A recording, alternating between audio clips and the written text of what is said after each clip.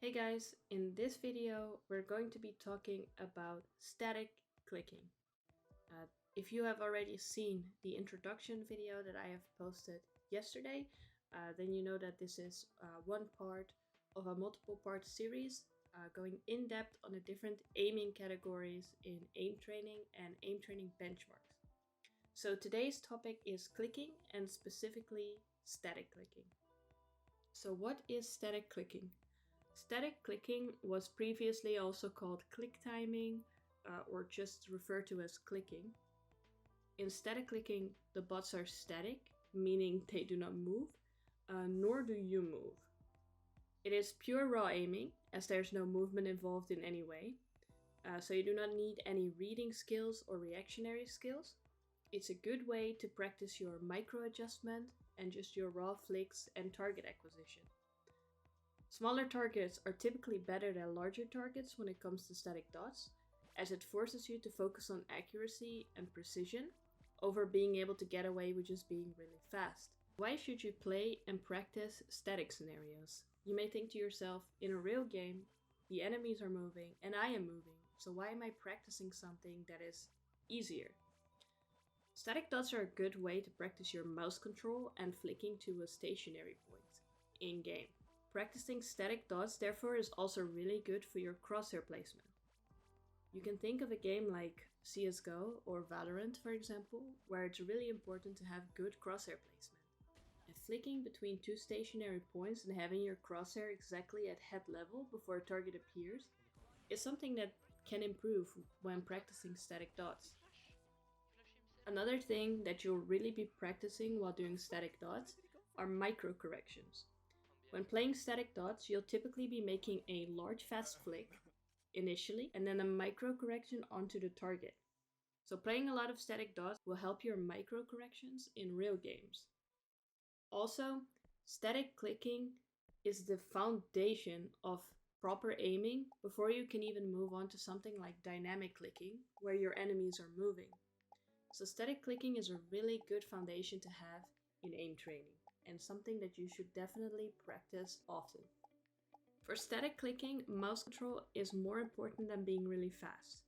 Most good static clickers have a low sensitivity and a standard FOV of 103 Overwatch. So what is a low sensitivity? The general consensus for static clicking, as I've seen, seems to be between 40 and 60 centimeters per 360. So that's relatively low. I personally use a low sensitivity myself, 3.5 Overwatch on 800 DPI, and 103 FOV in all scenarios. You can change your settings if you want to grind high scores, but if you're playing to improve in your game of choice, I personally think you should use the settings that you are going to use in the real game, but opinions are divided about that, so do what you want. So what is the proper technique to play static dots? To summarize the technique that I use, when I'm playing static dots, I make a large flick with my arm, and then I make a small micro correction with my wrist. So the large flicks are really fast flicks with my arm, and then a small correction with the wrist. I personally focus on accuracy over speed, and I've always done it that way. In the beginning, I would go really slow and get 100% accuracy, and then speed it up over time. And I feel like a run under 90% accuracy is a terrible run, personally. I even strive to go for 95% accuracy on most of my static runs. And there are a lot of people in the KovaaKs community who think that speed is more important than accuracy. But I'm definitely someone that agrees with Bardos, who is an amazing static clicker, and he has his own video out about static clicking, which I will also recommend you to check out for sure.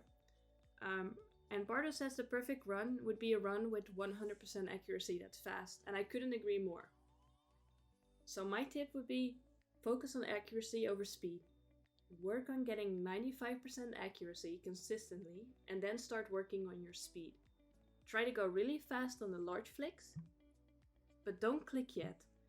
Wait with clicking until you actually see that your crosshair is on the target. So a large flick, very fast, and then a slow micro adjustment. Working on good accuracy doesn't mean that speed doesn't matter. It does. And there are a lot of good arguments that speed can be more important in a real game. But I think the best way to improve your speed is to first master your technique and then speed it up progressively. Do not make the large lines between two targets slow. Flick the initial distance fast with your aim, micro just slow with the wrist. If you're playing a scenario where sometimes dots will spawn in small clusters together, you can go on those clusters really fast and take your time more on the dots that spawn really far apart. You can focus on speed on the small clusters and you can slow it down on the larger distance dots. There's also different types of static scenarios. There's the 10 sphere hipfire or one wall 20 targets extra small. They're really tiny targets on really close clusters together. There, the priority is to go really fast in your micro corrections and hit a lot of targets while still maintaining high accuracy. Then there's the more default scenarios such as 1 wall 3, 4 or 6 targets small, where the dots are small, accuracy matters. There'll be some larger flicks with slower micro corrections and some groups together. Those are the default scenarios. 1 wall 6 targets small is probably one of the most known scenarios. And there's also the wide wall scenarios where you're constantly doing large flicks with your arm. There's reflex flick scenarios where you'll be reacting to something spawning and flicking instantly without aiming first, pretty much. All those scenarios are definitely good. The scenarios I would not recommend you playing are the scenarios with massive dots where they're really close together, so it's super easy to hit them and the only thing that matters is speed. Unless you're really into that kind of scenario, it won't help you much with static. Think about Grid Shot or Tile Frenzy. Some people only spam that and it's fine to play them sometimes, but if that's all you're playing when doing static, I would not expect a lot of improvement. So what scenarios and what playlists should you be playing to improve at static? There's two playlists I have in mind. First is the issue specific playlist by Voltaic itself. You can join the Discord and then go to resources and issue specific. There's a playlist for people diamond or below, which is the easy playlist. And then there's a playlist for people masters or above, which is a more advanced playlist to improve in static dots.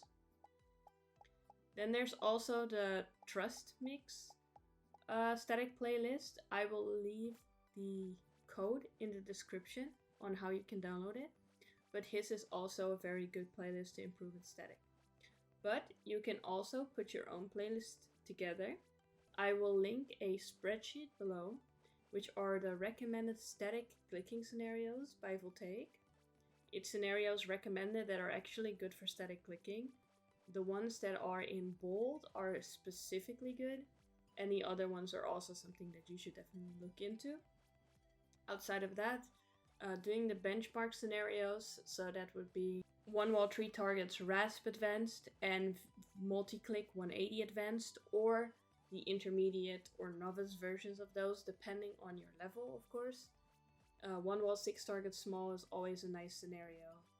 And 5 sphere hipfire was also one of my favorites. So with those scenarios in mind, put together your own playlist, play one of the playlists that I've mentioned. This wasn't a very long guide, but I'm trying to make pretty in-depth guides while keeping it short and not too long and stretched out, while just talking about the main points that are important. We talked about optimal settings, about technique, and about recommended scenarios, and of course on why actually improving on static clicking is important.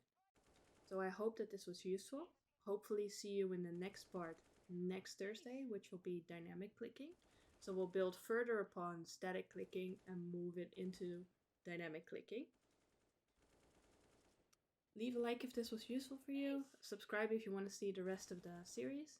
And thank you for watching, and good luck aim training.